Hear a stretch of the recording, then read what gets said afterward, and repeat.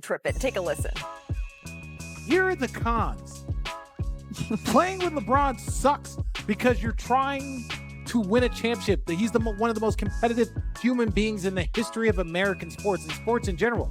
Does it suck when you're showing up and he's already been practicing for 4 hours and you're like, oh, when he's watching film and you mess up a play and he's just like, what are you doing? And it's like, yeah, those are the cons, but there were cons for playing with Jordan. There were cons for playing with Kobe. There were cons for playing with players that were so great that they demanded excellence. There was cons for playing for Pat Riley or Popovich or Spoelstra. There's always cons when you're trying to win at the highest level. All right, so of course, when you hear playing with LeBron and it sucks, that's going to make headlines, which, oh no, Richard Jefferson hates making headlines here. Whoopsies. We love you, Rich. But Iman, your thoughts here, playing alongside LeBron. Is he right? To give it context. Yep. The statement, yes, it does suck. And I'm going to say it for two reasons. I'm going to piggyback off Richard's statement and saying there's a ridiculous amount of pressure that comes with it because you have to be in a win-now mindset every time you play on his team. I don't know why it's chopped up like that, but he is always expected to be at the top of the league, to win a championship. He's going to provide enough for you guys to get in there and make a difference. You have to be able to say now, in this time that I'm playing with LeBron, can I sacrifice if I was scoring 20 a game somewhere else? Now it needs to be 12 a game. Did you experience that? Oh, yeah. Yeah, I've had my time with T-Lou where I got off. Great playoff game. I'm really shooting it well. I'm like, next game, I know we about to run some plays for sure. Absolutely not, Sean. We're glad we made it out of game 2. Go sit in the corner, knock that shot down, keep defending like a madman, but we don't need you to score. I think it was a hard pill for me to swallow as a player to hear that when I'm young and trying to get my stuff off. I'm like, man, I really want to get better and take that next jump in this league, and I'm being looked at like we're trying to win a championship. Yep. Your development, like T-Lou was, back then T-Lou, I know probably had we had a little razzle dazzle, we probably didn't want to have that combo, but I understand now him saying, hey, man, it ain't about you. You're going to want that ring way more than you're going to want player of the month. Right. You're going to want that ring way more than the most improved player next year and all. Right. Forget all that. Do you want to be part of something that's forever? Right. And, it sucks when you're going through that because that's a mental battle for any player, but it sucks in the beginning when you think of that.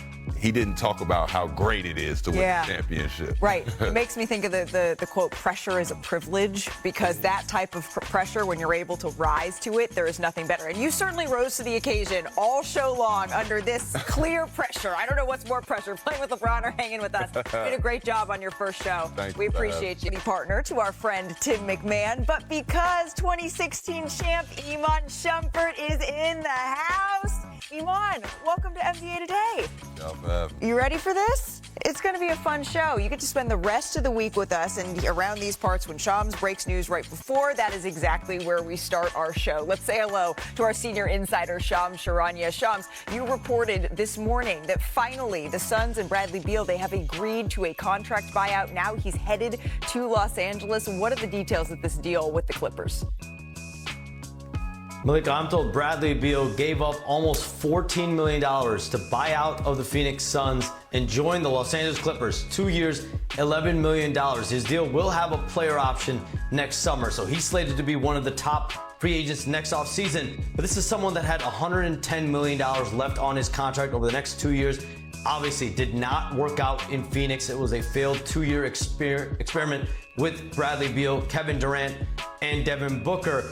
And so over the last few weeks, Bradley Beal, his representative Mark Bartelstein, they've been talking and meeting with several teams around the league.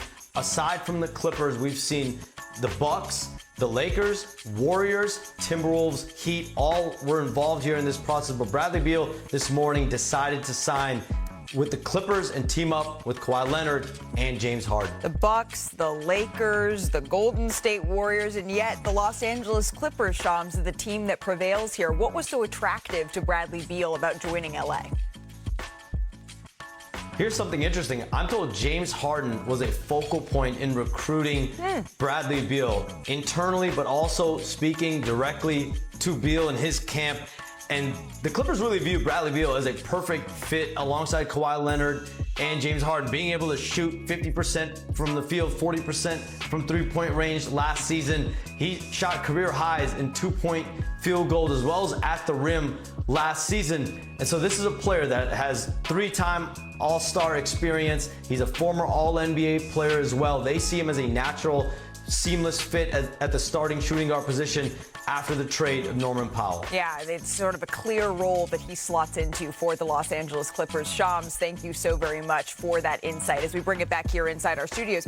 Iman, do you like this move here for Los Angeles? I like the move just because I enjoy watching Bradley Beal play basketball. Right. Of course, But I am at the point now where I'm looking at it how you would look at a James Harden, how you would look at a Paul George, where we're saying, where do you take your team?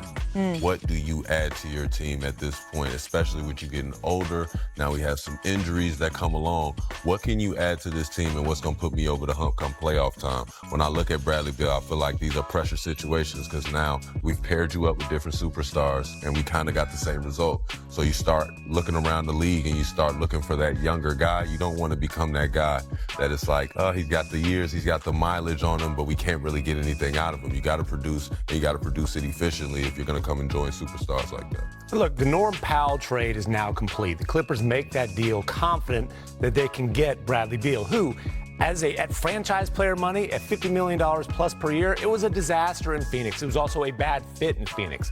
He's being paid ninth man money now with the Clippers. There is a clear-cut role. They've got a great defensive infrastructure around him. This is the best team in LA getting better. This is a team that pushed the Denver Nuggets to 7 games in the first round that got significantly better today. And I think he is a great fit as a guy who, look, it didn't work in Phoenix, but he averaged 18 points per game for the Suns, 50, 40, 80. He can still put the ball in the hole. And I just think he's a much better fit with the Clippers and a much better contract, obviously, for the Clippers than it was in Phoenix. It seems like it all comes down to the value here for Bradley Beal. It's not just the player that he is, but the value that they're getting him at. And it's very, very different looking at him on this contract than you were on the contract necessarily with the Phoenix Suns here. What is it that he can show you? You said you were all fans of Bradley Beal, of watching him play here. But what do you need to see from him to answer that question that you're asking? Because it's a fair one. Understanding that you're coming to play with James Harden, understanding how we're going to space this floor, how am I going to help him at the end of games when I feel like the indecisiveness comes in, the 3 minutes of no scoring happening, not being able to get certain mismatches on the other end. So now you're going to have to be able to step up and guard somebody you weren't normally going to guard. Like, those are the things that you have to come and do alongside a James Harden and a Kawhi Leonard. When Kawhi Leonard can't go out there and guard the head of the snake, can you come out there and guard the head of the snake? I want him to be able to insert himself in a different way. And it's not a bad pressure at all. Yeah. This could be a great pressure for Bradley Beal. This could be a great spot for him. Like you were saying, I love that he's, getting this done. You're getting this done for cheap. You know what I'm saying? You're getting superstar quality for cheap. I understand he's not a rock star in this league anymore, but he's been there. He's been to the show, and he's been in a playoff battle. So you want to see him come enjoy the team. I don't want him to fall into those things where it's in the playoffs, I'm not really worried about a Bradley Beal. Right. You know what I mean? I don't want that to be the consensus across the league of, if we see Bradley Beal, we're not worried.